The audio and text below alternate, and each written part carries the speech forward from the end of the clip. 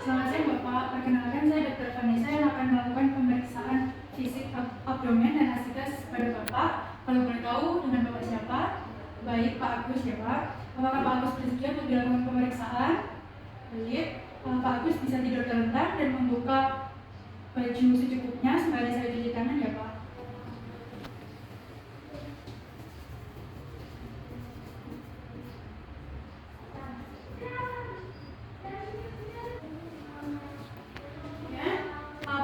Bagian perut Bapak ada bagian yang paling sakit yang dirasakan oleh Bapak?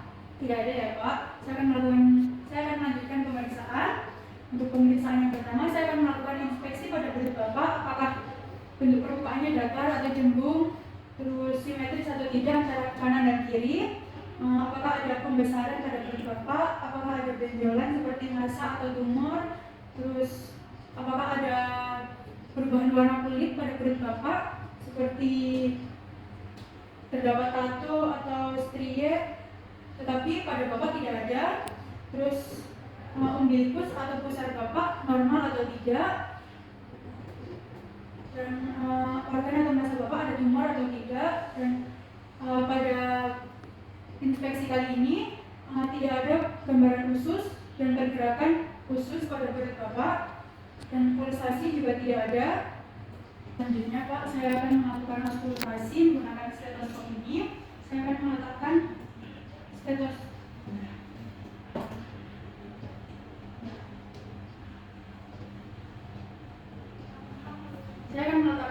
stetoskop ini di daerah dadanya Bapak untuk mendengarkan suara bisik usus Bapak. Apakah terdapat bisik usus, dan kalau terdapat, apakah bisik usus tersebut normal, meningkat atau menurun? Frekuensinya seperti apa? Apakah ada metallic sound atau tidak? Dan apakah ada fluid atau tidak?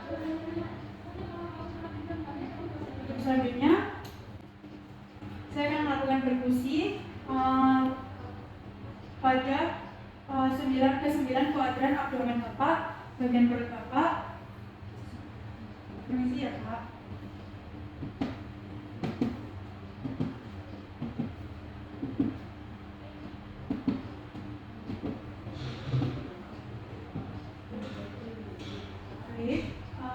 Selanjutnya saya akan melakukan perkusi pada daerah intercostalis 2 midclavicular line Bapak ke arah distal untuk menentukan batas atas lepar.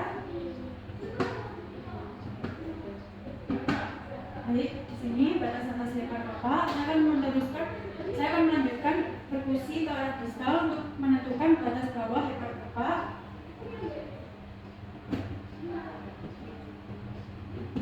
Baik, di sini batas bawah lepar Bapak. Kemudian lepar yang normal itu berukuran 6-12 cm ya Pak. Selanjutnya Bapak bisa tarik nafas dan buang nafas secara dalam. Saya akan melakukan perkusi pada daerah aksilaris, pada garis aksilaris anterior kiri dan di bawah kosta 10. Permisi Pak. Baik. Normalnya suaranya timpani. Apabila suaranya itu redup atau peka, berarti terdapat pembesaran. Baik Pak, selanjutnya saya akan melakukan palpasi pada Bapak. Saya akan meletakkan 3 jari saya di bagian iliaka kiri Bapak dan melakukan palpasi. Permisi Pak.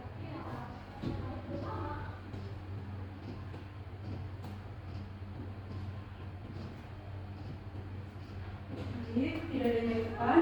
Saya akan melakukan palpasi kembali dengan meletakkan permukaan palmar tangan kaki saya pada iliaka kiri Bapak. Permisi Pak.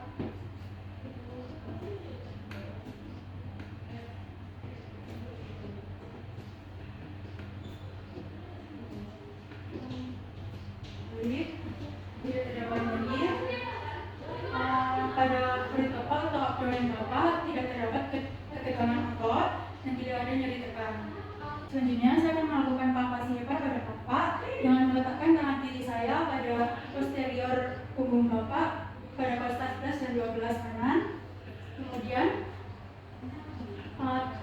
Kemudian Bapak bisa bernafas dengan dalam. Saya melakukan palpasi menggunakan Jadi tunjuk kanan dari iliaka kanan midclavicular line Bapak menuju ke proximal itu. Permisi Pak.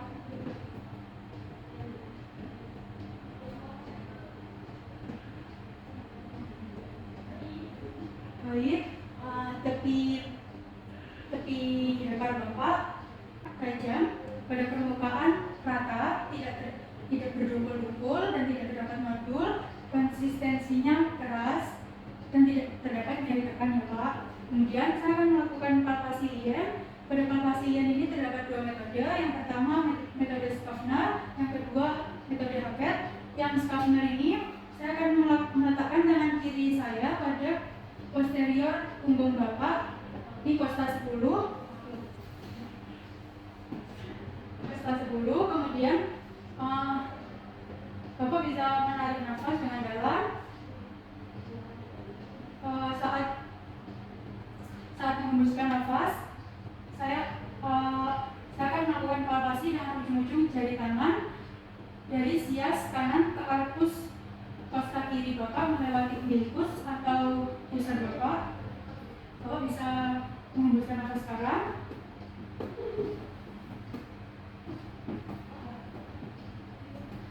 Baik, yang selanjutnya menggunakan metode Hackett. Metode Hackett ini saya akan meletakkan telapak tangan kiri saya pada posterior punggung Bapak pada kosta 10 kiri. Bapak bisa menarik nafas dalam kembali.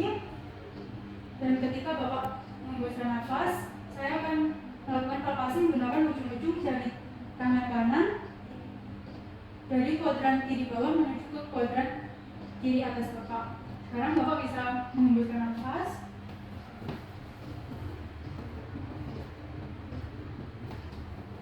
Baik, untuk palpasi lien sudah selesai.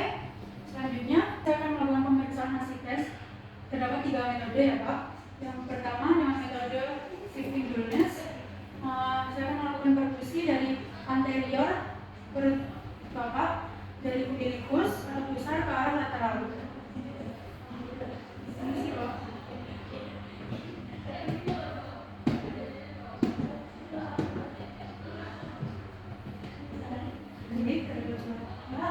Sekarang Bapak bisa miring ke kiri ke arah saya. Saya akan melakukan perkusi kembali ke arah pusar Bapak. Permisi Pak.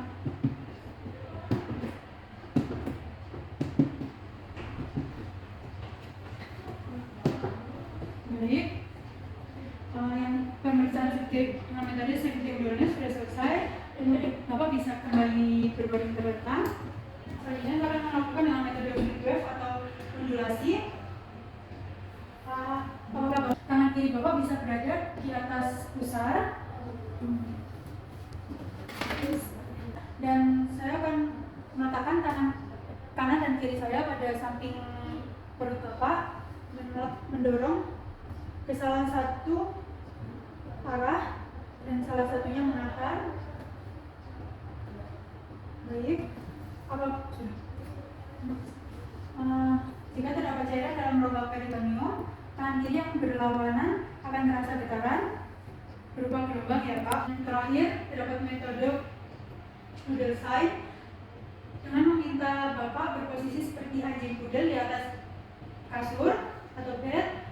Kemudian saya melakukan perkusi dimulai dari umbilicus ke arah lateral abdomen dengan sesuai dengan gaya gravitasi. Jika terdapat cairan maka area umbilicus atau pusar akan terdengar peka dan suara timpani adalah batas permukaan dari cairan. Untuk pemeriksaan abdomen dan hasil tes kali ini sudah selesai. Bapak bisa duduk kembali. Apakah terdapat pertanyaan Pak pada pemeriksaan kali ini? Baik, tidak ada ya Pak. Terima kasih.